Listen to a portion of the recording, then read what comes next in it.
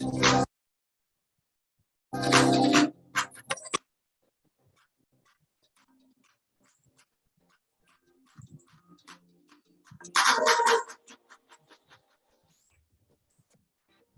morning and welcome you for the online anesthesia postgraduate teaching program on Zoom platform sponsored by Aquila and hosted by J.EDWARD and simultaneously aired by Anaesthesia TV.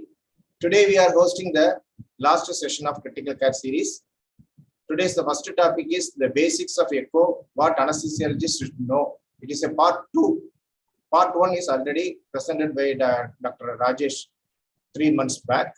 And he is working as a professor and in the Department of Anaesthesiology, and he is the in-charge medical superintendent of Indira Gandhi Medical College and Research Institute called Puducherry. He has conducted many workshops on echo and he invited faculty for guest lectures for many conferences and CME. He has published more than 15 articles in the reputed journals. We welcome you, sir, on behalf of Online Anesthesia. Over to you, sir. Very good morning, sir. I'm very happy and feel privileged to be part of this fantastic team. And as I said, can I share my slides, sir?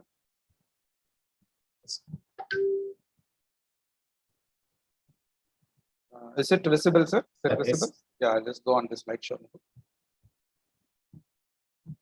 Okay. Yes. Very good morning, all the viewers. It's Sunday morning.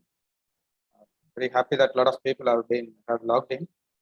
So as we go to our second session, so before that, let's see what is our whatever we have seen in the previous session. Short recap. So what we have seen in the last session is how to image the heart. What do you mean by different windows? And in each windows, what are the structures you are going to see and the importance of those structures. And also at the end, we have seen how to analyze the systolic function. So the advantages of eyeballing technique and the assessment of systolic function. This is what we have seen in the first session. So as we move on to our next session, so we need to know as an anesthetist, what are all the other things? What information we can get from this bedside echo. It's not a comprehensive evaluation of the echocardiogram, as you know. So with the bedside tool, as a echocardiogram as a bedside tool, what are we going to do? Start with the diastolic function, and then we'll move on to the right ventricular function, how to assess. Then identification of significant valvular lesions, especially the stenotic lesions. And most importantly, what are all the regional wall motion abnormalities and how to pick up them. And the calculation of the stroke volume, which will be very important if you are taking care of the ICU patients also. And finally, put together whatever information we have collected over these 2 sessions, how to put it together or how to approach a patient when the patient is very unstable. Okay, so with that introduction, today's we'll start our today's topic. Okay. So we'll start with the assessment of diastolic function. So we know that the importance what we give for assessment of the systolic function, we don't give much information or importance to the diastolic function, but that's very wrong, because the impact of diastolic dysfunction in anesthesia and critical care is a well-established one. So in what way it is going to help us?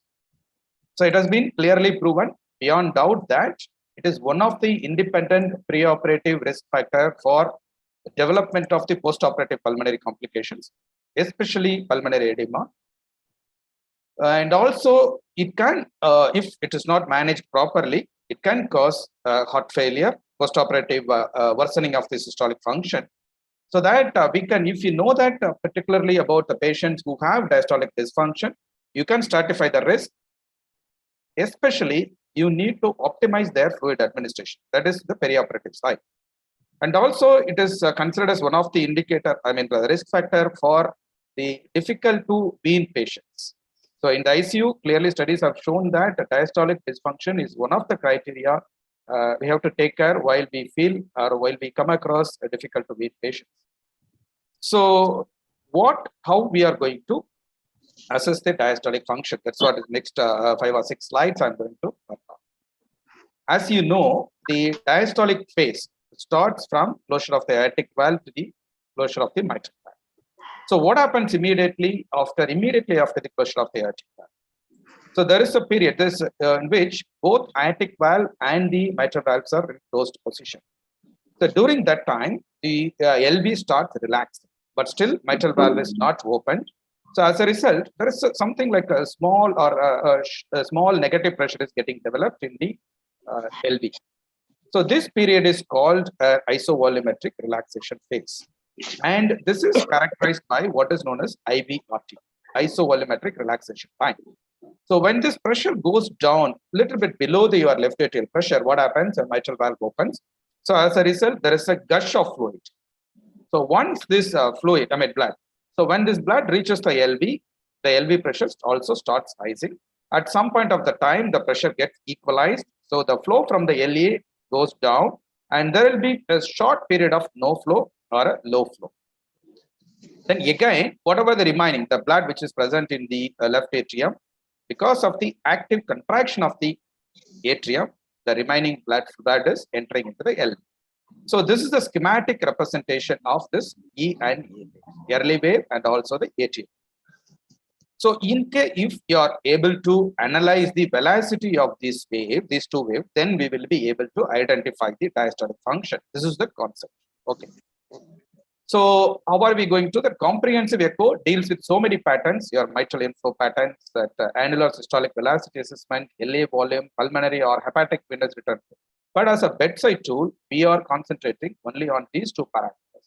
The one is mitral inflow patterns. As the name suggests, we are going to analyze the inflow at the mitral valve so that we get these two waves, E and A. Then we have different time intervals. Then we analyze that. Then what is called as the mitral annular systolic velocity. So I'll talk about little later. Then this E dash and E ratio, E and E dash ratio. So based on these parameters, we can assess our diastolic dysfunction. So how are we going to do that? So by this time, you know that what is this view? It's a apical 4-chamber view. And this is a mitral valve, and this is LV, this is LV.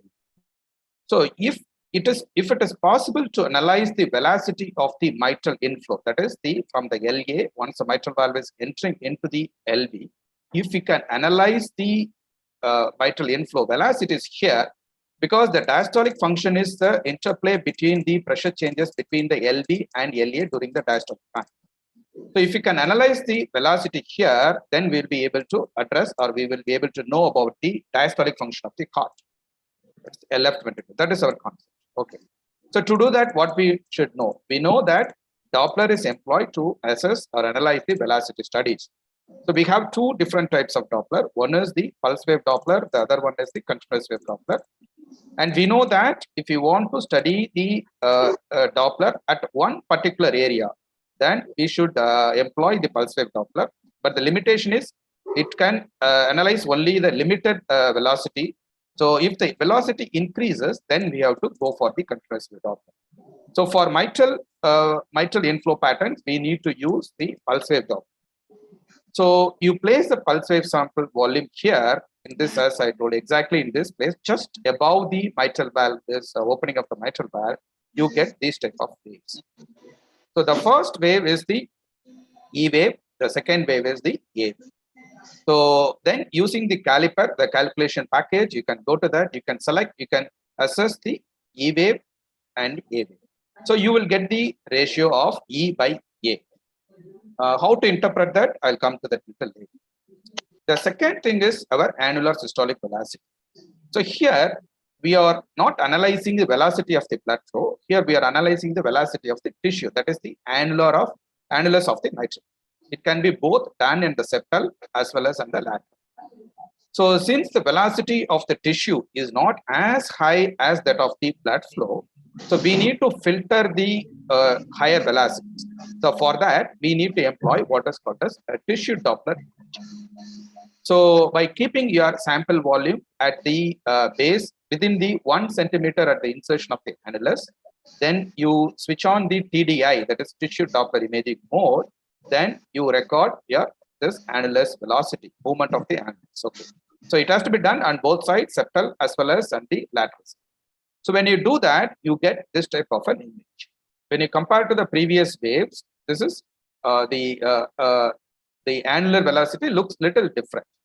Here you will be seeing so many waves, but the wave that is very important for us is the negative wave, and that too the first wave, that is E dash. So in the last slide, that is your inflow pattern, we have seen the waves were coming in the positive direction, and the first wave is E, the second one is A. We were analyzing the ratio between those two. And when you are using the tissue velocity, here we are using the first one. This is E dash. Again, using the caliper, you can find out what is the E dash. Then you get the E by E ratio, E by E dash ratio. So now you have two different values. Okay, normal value, septal. Normally, if the LB pressure is good, then your tissue annulus is going to move further. So the normal values on the septal side will be more than 8, and the lateral side it will be more than 10, and E by E ratio will be less than 8. If it is less than 8, then indicates that pressure in the LA is normal. Okay, how are we going to interpret? So if you see the echo report, the comprehensive echo report sent by the cardiologist, you see the grade 1 diastolic dysfunction or grade 2 diastolic dysfunction, grade 2. What exactly is the meaning of that grade 1 and grade 2? So we have seen how these two waves are formed by mitral inflow patterns. So normal is always E is taller than the A. So the ratio will be always between 0.8 to 1.5. But when the patient starts developing the problem with the relaxation, remember that first the diastolic dysfunction starts with the problems with the relaxation of the left ventricle. So what happens? Your E is smaller and A becomes taller. So if the E is smaller than the A, then it's called as grade 1 diastolic dysfunction. As it takes more time for the atrium to empty into the left ventricle, the deceleration time also becomes more. So normal deceleration time is 160 to 200, whereas in the grade 1 diastolic dysfunction, it goes about 200. Okay. So then what happens? Your left atrial pressure starts to compensate. So the left atrial pressures also start increasing. Then again, for a short time, the your E and A wave looks like or not become, it will look like a normal. If you see these two, the normal and the grade 2, the pattern is more or less same. It's called pseudo normalization. So now you can ask me that if you get a wave like this, how do we know that it is a pseudo normal or normal?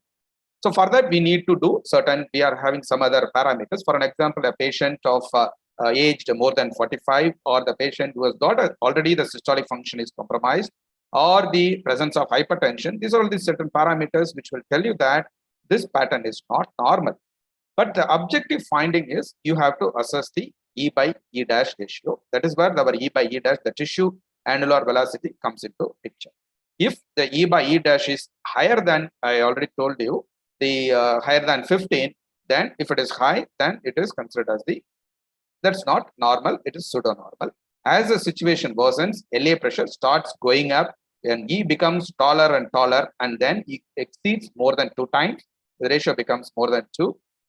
For some time in the beginning, it will be reversible. That is, any maneuver that is going to unload the heart. For an example, your Valsalva, it is going to reverse to the previous one. For an example, if you see a pattern of grade 3, and if you ask the patient to do a Valsalva, then E by A becomes normal, something like a pseudo-normal. Then it becomes reversible. Then finally, it reaches a state where even the unloading maneuvers that is causing unloading also cannot reverse it back. So it's called non-reversible or irreversible pattern.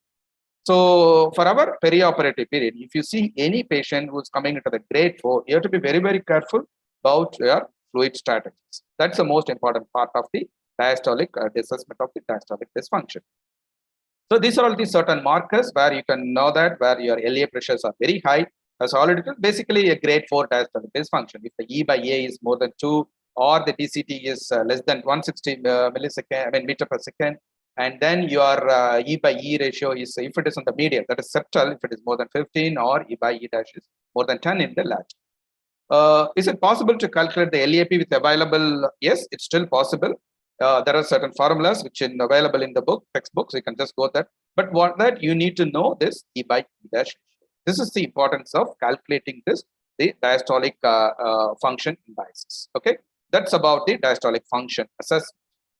Then we'll go to our next topic, that is your regional wall motion abnormalities. I'm sure that every one of you will agree with me that this is the one area where we concentrate a lot. Because to know whether the patient has got a regional wall motion, it's always impractical to get the assessment for all the patients. But and also sometimes when the patient comes to us without a proper echocardiogram, we'll always in a dilemma whether the patient gives the history of some vague cardiac abnormality. Sometimes they'll say that 2 years back I was hospitalized for some cardiac problem, and we are not very sure. The ECG will not give you much information. And at that time, if you know how to pick up this regional wall motion abnormality, it will come very handy, because we know that it's one of the major risk factor for determining the perioperative outcome. So that, and also we can stratify the risk, and also we can plan our anesthetic management accordingly. And also in the perioperative period, if this patient shows signs of this regional wall motion abnormalities, we know how to proceed further. So how are we going to analyze this? So this you would have seen in all the textbooks. Traditionally, your left ventricular wall is divided into 17 segments, which we are not, as a bedside tool, we are not going into much of the detail. But what is more important is this particular view, that is your mid-papillary view, which we have already seen in the last session. So this will tell you by analyzing this particular view and seeing how all the segments are moving, that will give us a reasonable amount of information regarding the wall motion abnormalities. Because this is the area which receives the blood supply from all 3 coronary arteries. So this is the view we need to get. That's number 1. And also the apical 4-chamber. This view also will give you information regarding this regional wall motion abnormalities. Okay, let's see. These are the 2 things which I was talking, 2 views which I was talking about. So how are we going to analyze this? Okay, so what do you mean by the regional wall motion abnormalities? So we know that the left ventricle contracts in a circular fashion. That means during the systole, and all the walls, that all the segments of the left ventricular wall should move inwards. That is the normal. That's what is endocardial motion. And the wall thickness, remember that last time when I was talking about the assessment of the systolic function, I told you during the systolic time, and the wall should get thickened. And if it should be about more than 40%. That's considered as the norm. In case if there is any abnormality, if the movement is not as we expect, one particular segment is not moving, or the wall is not getting thickened during the systolic time, then it's called hypokinesis. Then akinesis is, as the name implies, there is no movement of that particular segment, and wall is not, the thickening of the wall is not happening. The dyskinesis is totally different. That not only it doesn't move, in fact, it moves outside during the systolic time. Systolic, instead of coming towards the center, it's just going outward, and the wall becomes thinned. It's called dyskinesis. And if the dyskinesis is permanent and it's an aneurysmal deformity. This is what, once you know this nomenclature, then you can find out how to analyze how to pick up the regional wall motion abnormalities. And this is a just graphical representation of how each coronary is supplying the walls. Okay. So just let me show an example.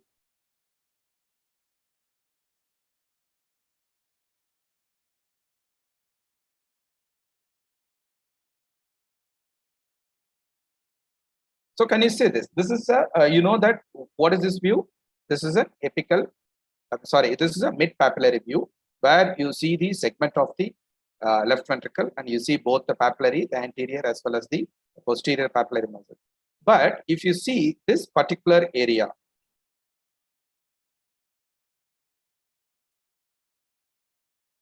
this area is not properly, just go back, I'll go back and I'll come to this slide again. So if you can you notice the improper movements of this particular segment? So if you see image or the clip like this, then it tells you that this segment, especially this segment. So once if you know the territory supplying this particular vessel, particular wall segment, then we know which particular artery is occluded or is not, the supply is not adequate. Okay. So then the third thing is how to assess the RV function. So so far we have been talking about, or we have been seeing the assessment of the left ventricular function. Why do you think this assessment of RV function also is important? That I'll show you certain in the videos later.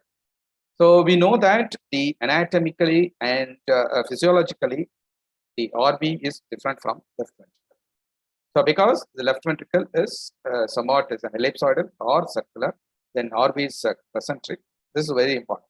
Then physiologically, at any point of the time, the pressure within the left ventricle is much more than the right. As a result, septum is always pushed into the RV. So that causes that, or that makes this left ventricle circular and RV as a concentric. This is the normal. So what we need to know is, for some reason, if this RV is not functioning properly, or if the right ventricular failure where the pressure starts going up, or end diastolic or diastolic pressure in the RV is going up, that's going to cause a dilatation of the RV. As a result, this septum will be pushed into the left ventricle. So if we are able to pick up that one, then we know that RV is not functioning properly. So how are we going to? So what are all the parameters, or what are all the indices that will tell you that RV is not functioning? Here, unlike where we are going to quantitatively assess the left ventricular assessment, here we are not assessing the RV function. In fact, we are picking up whether RV dysfunction is there or not. That is ruling in or ruling out of RV dysfunction. So for a focused or a goal-directed echocardiogram, that is what is required. That is, we have to know whether the RV dysfunction is there or not. How are we going to do this? The first thing is very simple. That is called TAPSE. That is tricuspid annular plane systolic excursion. That will tell you about how the RV is moving in the longitudinal. We know that we have been discussing about the left ventricular motion that comes in the circular motion, whereas the right ventricle moves in the longitudinal motion. So if this TAPSE, that is your tricuspid annular plane systolic excursion, will tell you about the systolic function of the RV, that is in the longitudinal fashion.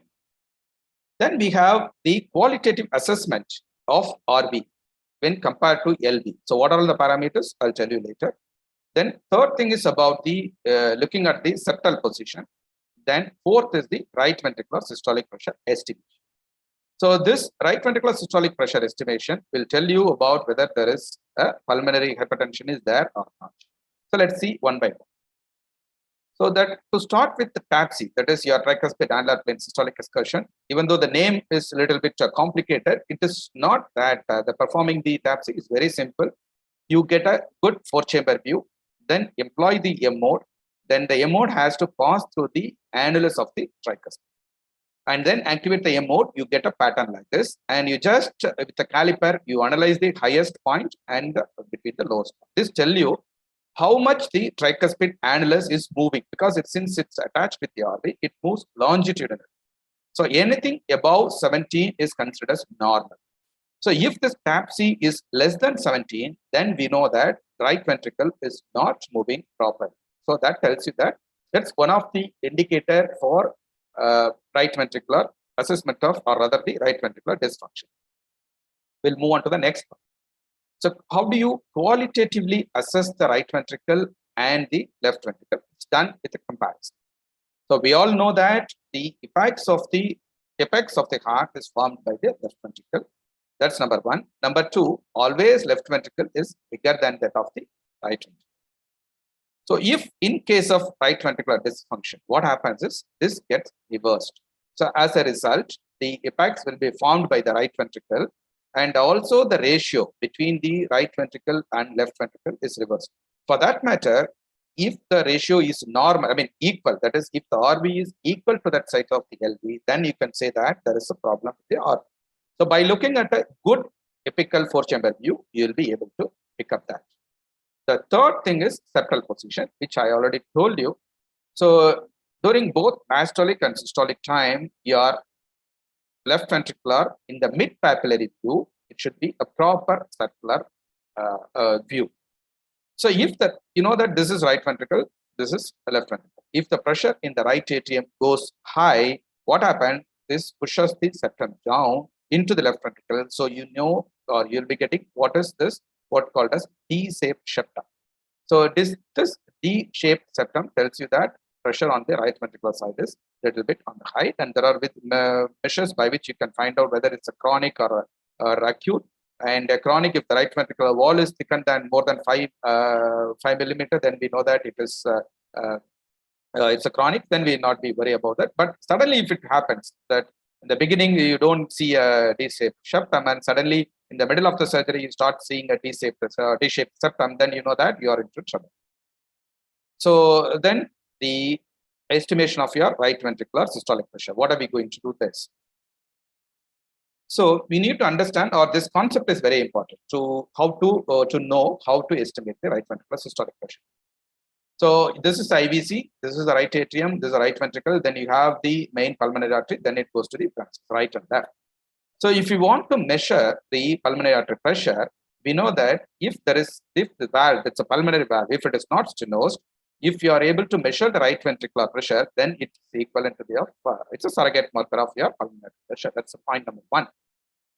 So if you know what is the pressure at the right atrium, and then if you add the pressure gradient between this right atrium and right ventricle, then that tells you that the RV pressure, correct?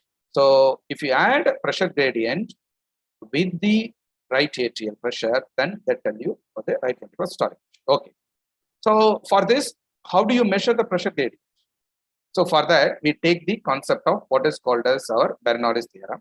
So based on this, we know that the pressure can be obtained by your 4 into v squared, that velocity.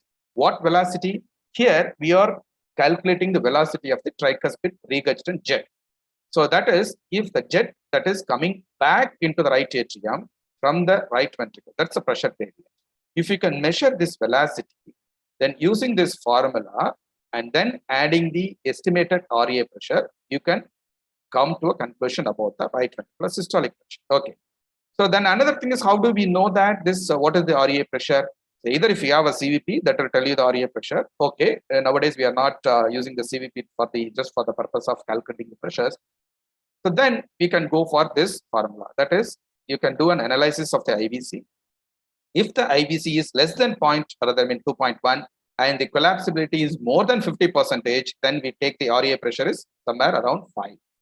Then if it is just based on this formula, this is available in the textbook. So you know that what is the RA pressure, whether it's 8 or 15. So by using this formula, you can get the right ventricular systolic pressure can be calculated. Let me show you an example how to do that. The first thing is you have to get a good apical 4-chamber view. Then use the color Doppler at the tricuspid level and then find out the jet. Then you apply this continuous waveform. So I told you that last time while analyzing the mitral inflow patterns, we were using the pulse wave Doppler. Here, whenever the velocity is, you assume that velocity is very high, especially when it is passing through a valve where the turbulent flow is formed. There you have to use your continuous waveform. So use the continuous Doppler, then measure the pressure gradient, then add the RA pressure from the IVC view, so that your right ventricular systolic pressure will be this. Let me show this. So we know that in this right ventricle is enlarged than the left ventricle. So we know that there is a problem. So we of the right ventricular side. So now we want to analyze the right ventricular systolic pressure. This is the tricuspid jet. So if it is this, if that equal sign is there, that is your pulse wave Doppler. If the diamond shape, it's a continuous Doppler. So locate the flow at the jet, tricuspid jet. Then you will get a wave like this. This is the tricuspid regurgitant jet. So qualitatively, if you see a significant jet like this, then you can be very sure that very well sure that the PA pressure is elevated. You can stop there, or for you are very particular. I just want to know what exactly is the PA pressure. Then you can go for measuring. So what you can do is, once you get a waveform, then take a good waveform.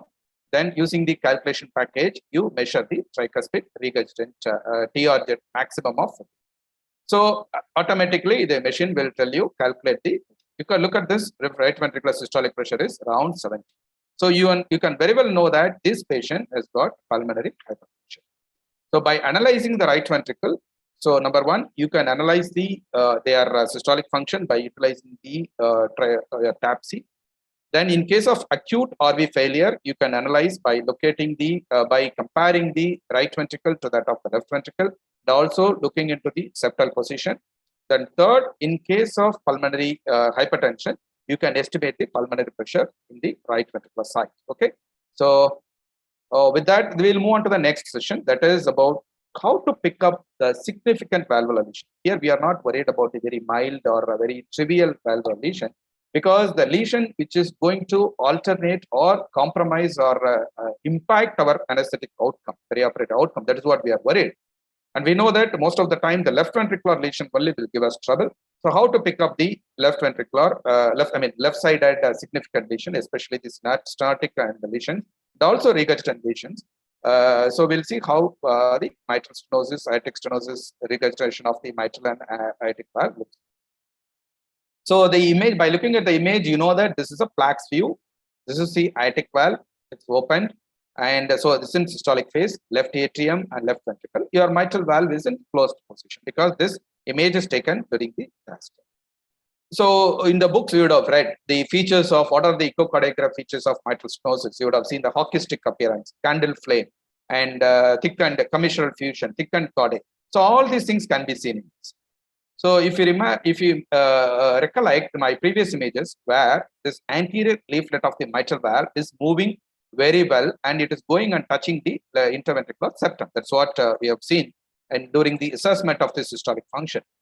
But if you see in this video, so because of this fusion, the tip of the mitral valve is not moving well. As a result, what do you get? Something like a doming. This is called diastolic doming. And this is what is your hockey stick appearance. Okay. Then you can see the thickened chordae and the thickened leaflet.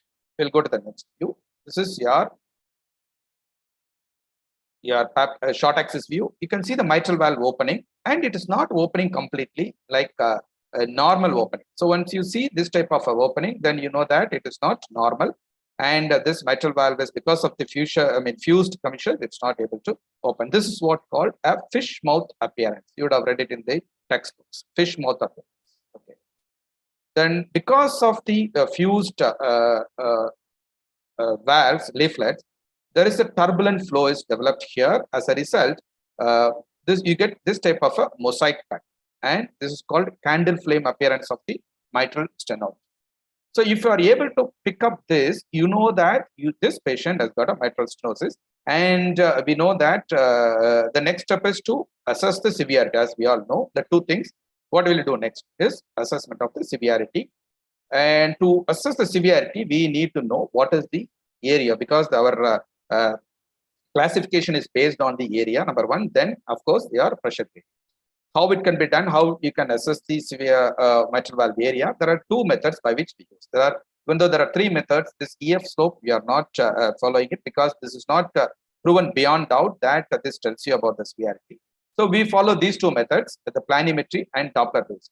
See, both methods we have been using in ultrasound earlier also, so it is not very difficult. So what you need to do is we just get this view, the fish mouth appearance view. Then freeze the image at the widest part of the opening. That's here the mid diastole. Then you, with a caliper, just analyze. This will immediately will give you the mitral valve. So once you know that, you know about the severity, whether it is more than 2 or it is less than 1.5, less than 1 or 0.75. So based on that, you can assess your. This is called planimetry method. Sometimes it's very difficult to get this image, or you will not be able to trace the opening properly because you need to get multiple images. Or if the valves are calcified, you will not be able to get this nice image. So as a result, what happens? You need to use the different method. So for that, we need to know what is the pressure of time.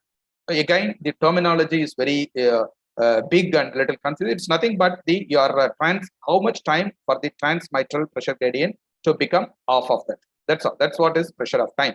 So how are we going to analyze? You remember that when I was talking about the assessment of the diastolic function, this is what I told you. This is what the image we got. So the first one, the mitral inflow pattern, you get a E wave, and this is the A wave, correct? So you are analyzing the E. Then once the E is assessed, then automatically something called a PHT. This is called pressure of time. So the pressure of time traces the RAM, this RAM particularly, how quickly or how slowly the flow goes down. Okay, like this. So if this is going to be, the angle is going to be like this, then it tells you that the patient's pressure of time is very high, and there is a, because it takes long time for the LA to get empty. That's because of your stenosed valve. So by analyzing the pressure of time, then we know what is the mitral valve area. How to do that? Here comes the pressure of time.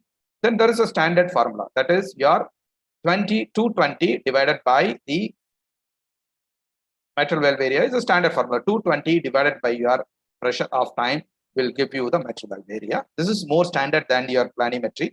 So if this is 108, you take it as somewhere around 220, 2 centimeters squared. So we know that we are not dealing with in this particular patient, we are not dealing with severe mitral stenosis. So we can plan your anesthetic management accordingly. Okay. So next step is to looking for the complication. So we know the severity, then also we need to find out whether there is we know that obviously that mitral complication, that most important complication is the atrial fibrillation. Then what we are going to do? So we know that by looking at the plaques, you know that the patient has got some sort of an arrhythmia. We are not very sure what type of this arrhythmia because it's not contracting regularly. So what are we going to do this? Again, we'll come back. This is your short axis view, the same patient, mitral stenotic patient. Then we'll come back to the next. So again, the mitral assessment of the mitral inflow patterns. Here, normally we were getting, as I was telling a little earlier, then when you analyze the mitral valve inflow patterns, we get two waves, correct? The first wave is E, the second wave is A. So in case of atrial fibrillation, you know that your atrial contraction is lost. So that's obvious. No, that's every one of us know. So when this atrial contraction is lost, what happens? The second wave, that is an active A wave, is not produced. So when you do a mitral inflow pattern study, and if you see only one wave and in this irregular, then you know that we are dealing with the patient of mitral stenosis along with the atrial fibrillation. Okay, so that will tell you whether this patient has got an atrial fibrillation or not. Then, of course, for the pulmonary hypertension, which I have already discussed, how to calculate this, and at the end, you know that this patient has got whether the patient is in the sinus rhythm or this patient, and also whether the pulmonary pressures are elevated or not. Then next, move on to the next regurgitation, that is your mitral regurgitation. It's nothing but just picking up the color flow. This is enough for the initial study. So we know that this is a mitral valve, and during the diastole, the flow happens inside. So during the systole, there should not be any backward flow into the left atrium. That's correct. So if there is a flow into the left atrium during the systole, then it should tells you that your mitral valve is incompetent as there is a mitral regurgitation. And also this enlarged left atrium will give you a clue regarding that. You can see during the closure, you can just the jet is coming back into the left atrium. That tells you that there is a. Of course, previously we were following. Oh, okay. Next step is how to assess the severity. Previously, we used to assess that how long this jet goes and touches the left atrium. But again, there are some controversies whether about whether we can assess the severity based on this particular observatory method. That researchers are not beyond doubt. So what we can, there are other parameters to assess the mitral regurgitant severity. Either if the E velocity is more than 1.2 meters second, or the very much reduced deceleration time. This all tell you about the severity of the regurgitant. And also, in case if you want, you can calculate the regurgitant volume also. I'll be talking about subsequently how to calculate the stroke volume of the left ventricle. If the same concept is used for calculation of the stroke volume of the left atrium, then if you detect the stroke volume of the left ventricle, that means that amount of blood has gone back into the left atrium. That's logical, correct? So if you can do that, then even you can pick up the regurgitant volume also. Then you can analyze the severity of the mitral regurgitation. And okay, the third important, this most important thing which we know that you hear a murmur and you are not very sure whether it is a early systolic or rejection systolic or a mid systolic, and but you want to rule out. It's the middle of the night. You get a patient for an emergency surgery and you want to rule out aortic stenosis. You're not very sure whether to go ahead with regional anesthesia or should we induce the patient. So at that time, if you know how to rule out aortic stenosis, then it comes very, very very, very handy, and it will be helpful to you. The first thing is just as the looking of the aortic valve, you can come to a sort of a reasonable conclusion. In this, you see during the diastole, the aortic valve is closed like this. It's a clasp sign, like folding of the hand. And during the systole, it just opens nice. So when you have your image is like this, then you can be reasonably sure that this patient will not have aortic stenosis. Even if it will not have any hemodynamic impact in the perioperative period. So this is what is, but at the same time, if you get a valve like this in the plaques view, then with a thickened valve, that should raise a suspicion that this is a calcified aortic valve. That should raise a suspicion that whether this, is there a possibility that this patient has got an aortic stenosis or not. So how are we going to do this? For this, you need to do a simple Doppler study. Nothing but we get a apical 5-chamber view. You know how to get an apical 5-chamber view. Then you take a continuous wave Doppler and keep it at the aortic root level. Then activate the CWD. Then you get a negative waves like this. This is the jet, your LV jet into the aorta. And if you can measure the velocity, if the with this velocity, the maximal velocity is more than 250, then it is suggestive of aortic stenosis. So we have read in the textbooks that if the velocity, based on the velocity, we are going to grade the assessment, aortic stenosis severity. If it starts from more than 250, this is how we have to analyze, or if you have to measure. So based on this, we know if the velocity is more than 4, then we know that there is 400 centimeter per second, then it is very severe. And in between is a moderate AS. Just let me show you an example. So this is you get a good A4 chamber, A5 chamber, then there's a continuous Doppler. It's kept at the aortic valve. Then you get a activate that, you get a wave like this. Once you get a nice jet, freeze that and go to the calculation. Aortic valve, then you measure the maximal velocity. So in this particular patient, the maximal velocity comes somewhere around 558, which is much more higher than the 200. That means this patient has got a very severe aortic stenosis. So then once you know that this patient has got a severe aortic stenosis, then you know how to manage, what type of anesthetic management is suitable for this particular patient. So this assessment of for analyzing the pressure gradient, the velocity, velocity is very, very helpful for you to differentiate the aortic stenosis severity. Okay. So the shape of the curve also will give you an idea whether this is severe or not. If you get a nice rounded curve, that means the obstruction is very severe, because in severe obstruction, the obstruction comes little late.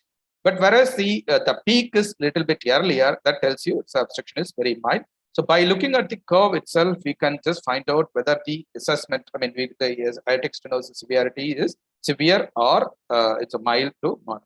Okay. Then the next one is the aortic regurgitation. Just like the mitral regurgitation, here we need to pick up this the mosaic pattern. That is, whenever there is a there is a turbulent flow, your blue and red mixes together and produces the this mosaic pattern. Okay, you are able to see during the diastolic time when the mitral valve is opening, you get a backward flow from the aortic valve into the left. So that tells you that this patient has got an aortic regurgitation. So how are we going to analyze or assess the severity of aortic regurgitation?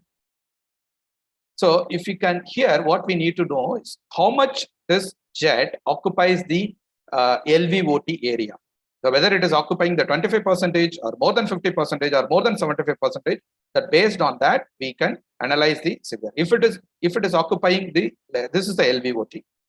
So if it is occupying less than 25%, then it is mild, and if it is going beyond 65, then it is considered as severe aortic regurgitation.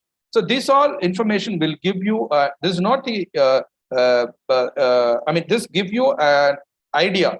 So whether this patient needs a further consultation by the cardiologist, or still you can go ahead with the surgery. That's where this information is going to be helpful. I'm not telling that once you know that you don't send the patient to the cardiologist. It's not like that.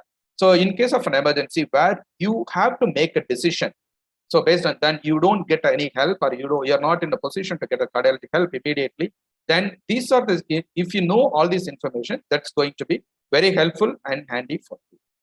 Then comes the last part of the session, that is your calculation of the stroke volume. So this may not be much helpful for the perioperative period unless the patient becomes, the postoperative period, the patient becomes very sick, but it's very helpful in the ICU. So where we need to know the stroke volume, and to know why we need to know the stroke volume of the left ventricle, we want to know whether this patient, if there is a fluid responsiveness or not. That's the main idea. So by giving the fluids, are we going to improve the stroke volume? In what level of the Frank-Starling curve this patient left ventricle is positioned? That's what exactly we would like to know. So how are we going to calculate the stroke volume? So what are the concept? The cardiac output. This this formula. So what is this view? This is the Plaque's view, and this is the LVOT. So here we are going to calculate the how much blood flow is getting ejected out of this area for each cardiac, each contraction. Correct? That's what is the stroke volume. So assume that this is something like a cylindrical position, because this is something like a cylinder. So if you calculate the area and also the length, the time taken for the blood to get ejected, if you know these two parameters, then you can calculate the volume of the cylinder, which is equivalent to the stroke volume. Volume of the cylinder is equivalent to the amount of blood that is coming out of this. So to that, what are we going to do? So we know how to calculate the volume of the cylinder is pi r squared multiplied by the height. So here, instead of the cylinder lies like this, so height becomes this becomes the height. So this is nothing but the RBCs have to travel over a period of time. So if you can calculate this velocity over the time and also the cross section, that's your diameter, then you will be able to calculate the stroke volume. This is the concept. So what are we going to do this? The time is velocity over time is known as velocity time interval. This is the one measurement which we need to do. So what are the views we need to get? These are the two views. One is the Plaque's view. So where we need to measure the LVOT diameter at the when the valves are well opened. So obtain a good Plaque's view, identify the LVOT, then use the zoom and then measure the LVOT diameter. Okay. So then you go to the apical 5-chamber view. Then place your pulse wave Doppler cursor here just beyond or into the beyond the aortic valve opening. Then you activate the this is of your position. This is the aortic valve, this is the aortic root, this is the LVOT.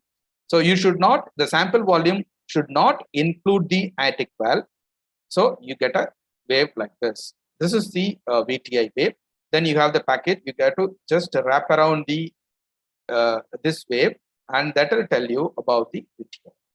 So sometimes just by instead of calculating the stroke volume, by looking at the VTI itself, you know whether this patient will respond, the stroke volume is adequate or not. The normal VTI is somewhere between 18 to 20. So that means you know that this patient has got a stroke volume, normal stroke volume. Sometimes if the cardiac output is very in the patient with hypotension, if the stroke volume is less or rather the VTI is very low, then we know that the hypotension is because of the low stroke volume. Where you can differentiate a cardiogenic shock from the septic shock, where in the septic shock your stroke volume is going to be normal, and if the cardiogenic shock your stroke volume is going to be less. So that information also you can get to that. So to assess the fluid responsiveness, what are we going to do here? So if you give a small bolus, something like a 50 ml, and if your VTI is going to increase by 15%, then we know that this patient will respond to the fluids. Or instead of giving fluid, even if you are worried that this even the 50 ml will cause some problem, you can do a passive leg rest test and then analyze the VTI. If the VTI is increasing by 12%, then we know these patients are fluid responders. Okay, but certain things while performing this test, certain things you need to remember. The alignment of the septum and placement of the cursor are the most critical, because the waveform has a beam. The Doppler thing, a signal has to be parallel with the flow. So unless the septum is aligned properly, the value will be either underestimated or overestimated. That's the most important. This is a normal BTA values which I was talking about. And the another thing is each time we need not measure the LVOT diameter. So because as long as this particular patient is there with you, the LVOT diameter is not going to change. So once if you make a measurement, that is enough. So every time you have to do only the VTA measurement, then you calculate the stroke volume. And if sometimes if you are not, LVOT is not, views are not very clear and you are not getting a proper plaques view and LVOT diameter measurement is a problematic one, then you can approximate value is 2 centimeter in adult male and 1.8 centimeter is the adult female. That's an arbitrary value where you can take it into consideration. Okay. So, okay. So having said all the things, so now we have got a lot of information. So how to use it clinically when somebody is, some patient is deteriorating. You don't know whether it is a problem is with the cardiogenny, I mean, at the entry level, or is it because of the right ventricular failure, or it's because of the left ventricular failure. So, or it's because of the obstructive shock. So how are we going to analyze this? So there are a lot of protocols. You would have seen the rush protocol, the FATE, falls. So many things are there. There is one simple protocol, SIMPLB. Then I feel this there is something like a 5E approach. This 5E approach is some sort of a very handful, user-friendly. Whatever views and information which we have talked, it can be utilized into this. So first E is effusion. Just use the subcostal view and to know, is there a pericardial effusion, and then you to know whether this effusion is causing tamponade or not. The tamponade, in case if the tamponade is there, there will be going to be a diastolic displacement of the right ventricle or right ventricle into the that's called collapse of the right ventricle or right atrium during the diastole. If that sign is there, then it's that is a cardiac tamponade. So first E is to pick up the effusion is there or not. The second thing is the ejection. In other words, we are assessing the systolic function, which I already told you how to assess the systolic function. The third is the equality.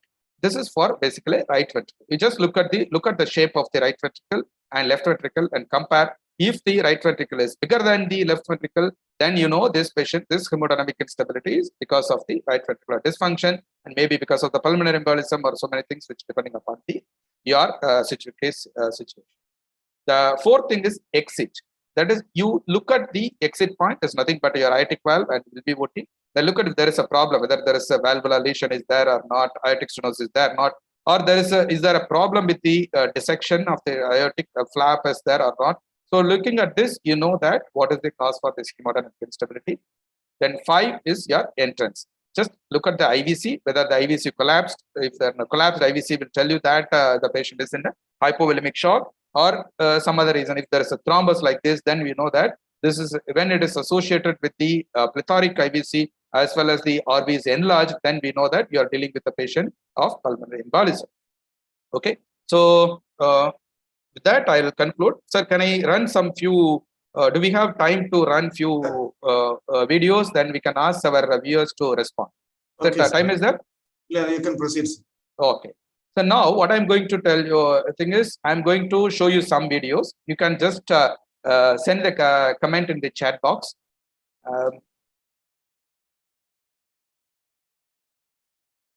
Okay. Just first you need to tell me what is this view and what is the abnormality in this. So how do I know the chat? Okay.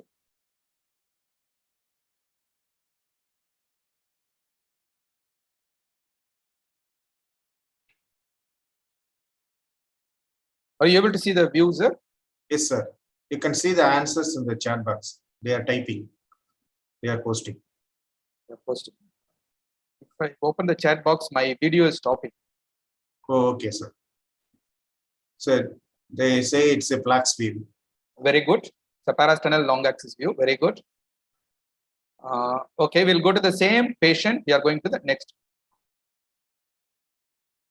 What is this view?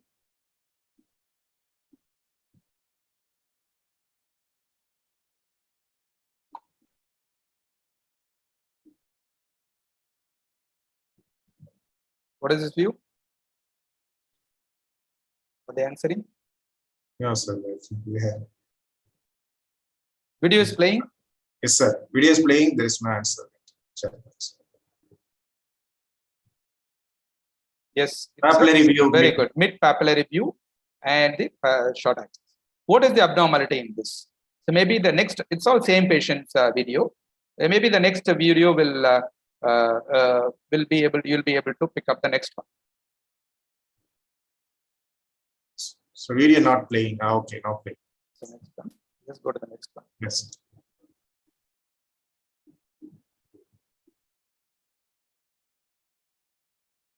Okay. So are you able to find out the abnormality by this time? What is this view and what is the abnormality in this?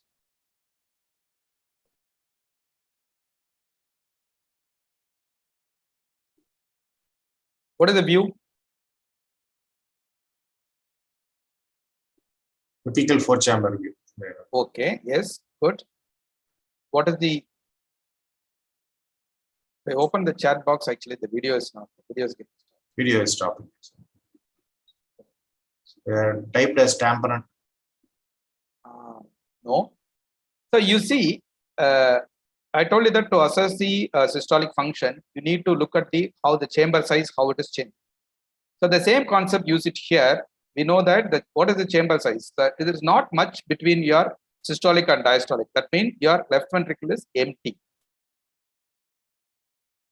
And if you see the previous one, your papillary muscles are getting approximated. It's called kissing papillary sign.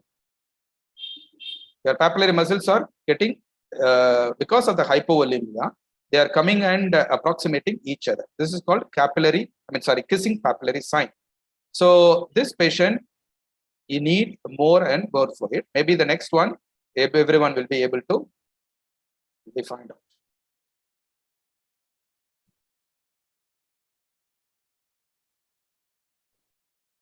The same patient, you are trying to get an information about from the IVC. IVC, is it distended or is it collapsed? It's collapsed. Collapsed. And what is the collapsibility? Is it more than 50% or not? It is more than 50%, correct?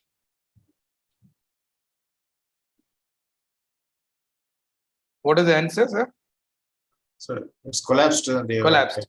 So we know that this patient needs more fluid. In case if this patient comes with the severe hypotension, and we can be very well sure that this patient needs fluids, not vasopressor.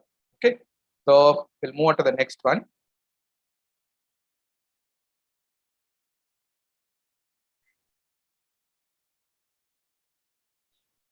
What is the view and what is the abnormality?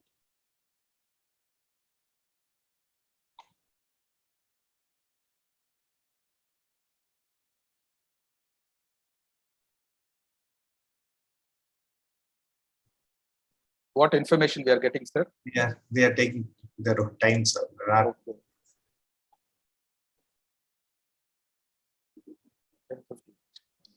Can I have another 5 minutes, sir? Just finish this. Okay, okay.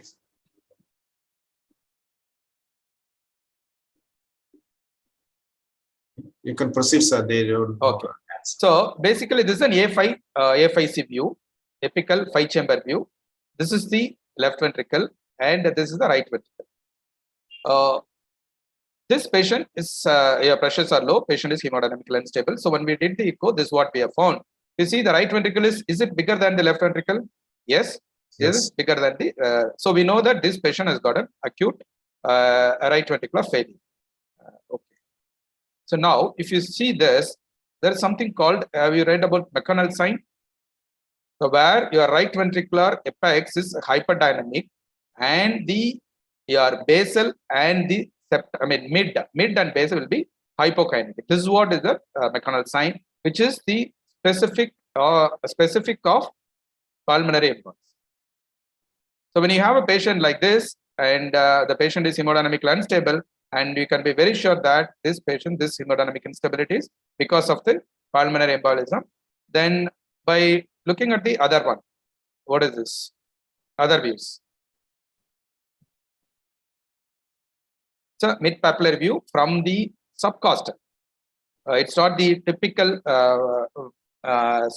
short axis view. This is a subcostal. You can see the liver here. So because of the RV, the pressure at RV is very high. We were getting the D-shaped septum. That's pushing the septum into the. This further confirms the your. Okay. Go to the next one. So you go to the next E. That is your entrance. Sir, sorry to interrupt. What did you say? What did you tell now, sir? What shaped septum? Can you just repeat that, sir? D. Okay. Okay, sir. Thank you. Thank you. So this is the. So whenever the patient's RV is dilated, RV failure, the pressure is very high. It is transmitted back to the circulation, and you'll have a plethoric IVC. That's what we wanted to confirm. But at the same time, we came to know that we have found that one of the clots sitting here and trying to get into the circulation. So this clearly proven the diagnosis of pulmonary embolism. Okay, that's about one. We'll come to another one more. The time permits one more. Okay. So what is this? This is not exactly what we are trying to find out. The finding is the different one.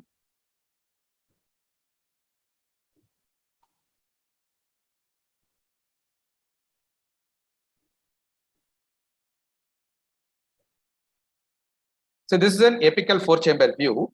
Maybe the next video will be very. Oh, so if you see, there is a regional wall motion abnormality at the apical level. So apex is enlarged and it is not moving well. You see this part, and there is an aneurysm in this.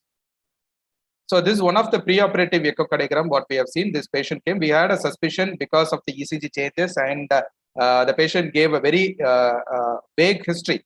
Then when we did the echo, then we found out that this is a apical aneurysm, which we are always reading about in the textbooks. Then this one.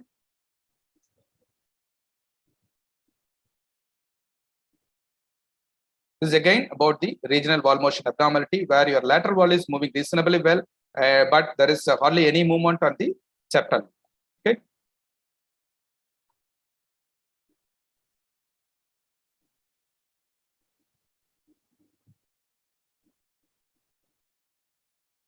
So this is your fifth E, where you can see the flap. It's a dissecting aortic thing, and there is a. Then where you can see the instead of not only the aortic valve, you can see a small flap coming and going. That tells you about the dissecting. Okay. So with that, I think the time is up. Thank you very much, sir. Any queries? I'll be able to. I'm happy to. Sir, there is 2 questions in the chat box. Yes, sir. First question is, what are the common cardiac conditions that cause diastolic dysfunction? So diastolic, that's usually whenever that is your impaired relaxation. Basically, when the left ventricle becomes more and more stiffer, it is causing. The commonest one will be your hypertension, long-standing hypertension. Then other connective disorder, or simple aging itself. As we start aging, our diastolic function gets. The commonest cause will be the long-standing hypertension. Yes, sir. So what precautions you have to take for grade 1, grade 2 diastolic dysfunction during anesthesia? And subsequent question is, in grade 3 and grade 4 diastolic dysfunction, can this patient be operated in a peripheral hospital, or it should be referred to a tertiary hospital? Okay. So again, it depends on basically why we want to assess the diastolic dysfunction. Basically, we want to plan our diastolic, the fluid optimization, fluid strategy. So in case if you are going to give uncontrolled, if the patient goes into state of volume overload, it is going to cause a systolic dysfunction. That is the reason. So depending upon what type of surgery and what are the other facilities available, you can take a call. So for an example, a grade 3 diastolic dysfunction, the patient is coming for not a very major surgery where the fluid shifts are not there. You're not going to administer too much of fluid, then there should not be a call. But where you have to be very careful that if this patient develops a hypovolemia, then how to analyze, how much fluid to be given. So if you know, if you are still the patient is during the surgery, still the patient is in the same sort of type of the diastolic dysfunction, then you are not. For an example, a grade 2 diastolic dysfunction is becoming grade 3, then you have to be very careful that this patient may indent the maybe developing the pulmonary edema, and subsequently you need to treat them. So depending upon the, basically we are assessing this, how much fluid you are going to give. So depending upon your facilities available, you can plan your anesthetic. Okay, sir. It's my question. That is, in diastolic dysfunction, can we do a fluid challenge test, sir? Yeah, there's something called a false protocol. That is your fluid administration limited by this. I'm not getting that. The false protocol. What does it say is actually you assess the diastolic function and also you do the lung ultrasound. Okay, so limited by lung ultrasound. That's a false FALLS. That's a lung sonography. So you keep giving fluids. You assess the diastolic function, whether the diastolic function is becoming from grade 2 grade 3, and you do a lung ultrasound. You see whether B lines are developing or not. Till the time you give fluids. Once your diastolic function is going to the next category, then you have to be very careful about giving. But that means that's the place where the patient may develop the next may go into the overt failure. That's what. So based on the diastolic dysfunction grading, yes, still you can do a fluid challenge. Okay, so what is the safe limit of giving fluid challenge, sir? How much volume is safe to begin with? To begin with, see, for an example, that's where actually we go by the stroke volume calculation. So to begin with, you need to have, if you are measuring, your indices are very precise. For an example, if you are calculating a stroke volume, you can start with the 50 ml.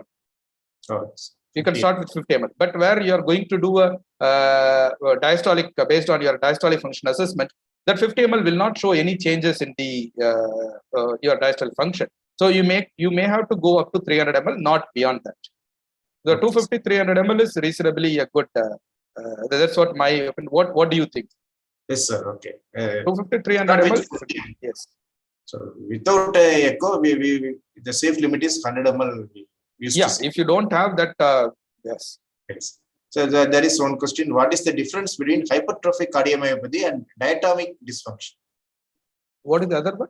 Diatomic dysfunction. So it is wrongly typed diastolic dysfunction. Difference between hypertrophic cardiomyopathy and diastolic dysfunction. No, hypertrophic cardiomyopathy is something like where we are LVOT. The problem is at the LVOT, where during the systolic time, the blood is not getting into the aortic. So whereas diastolic dysfunction is the one with both are different entities. So how the HOCM can be assessed is actually there is something called SAM, that is your the anterior movement of the so where we can analyze the anterior lift after the mitral valve, whether it is going and closing the LVOT at the time of systole. That is what we need to analyze. That can be done by the M mode. You do a good plaques view and take a cut at the anterior lift of the mitral valve. So during the systole, normally the aortic valve will be open and closing. It goes closer to the interventricular septum during the diastole. If same thing is happening during the systole, then you know that this patient has got a sort of a HOCM where you have to be very careful. So when you say the pericardial effusion is significant, is there any kind of value? Actually, if you want to measure the effusion amount, so anything more than 0.5 to 1 centimeter is you have to be very careful. But the problem is we don't know whether the patient, for an example, you are getting a trauma patient where you observe pericardial effusion. We are not very sure that effusion is there already. Patient may be a uremic patient or it's a chronic pericardial effusion. So when we have to intervene, that is only if it is going to cause an obstructive shock. Otherwise, we are not going to do. So in case of pericardial effusion, what we need to do is we need to know whether it is causing a tamponade or not. So that's the time we need to intervene. So we need to know how to pick up the tamponade. So what are the signs of tamponade? Usually clinically we talk about this Beck's triad, which is very difficult to follow in the emergency situation. So by doing an echo, we look for what is called as a diastolic collapse of the right atrium. So normally in the diastolic time, the right atrium is distant. Correct?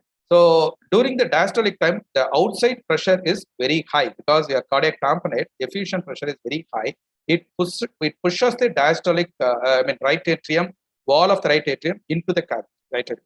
So if you see a diastolic collapse, then it is suggestive of the tamponade. If the pressures are when building up, the right ventricle also will start getting collapsed.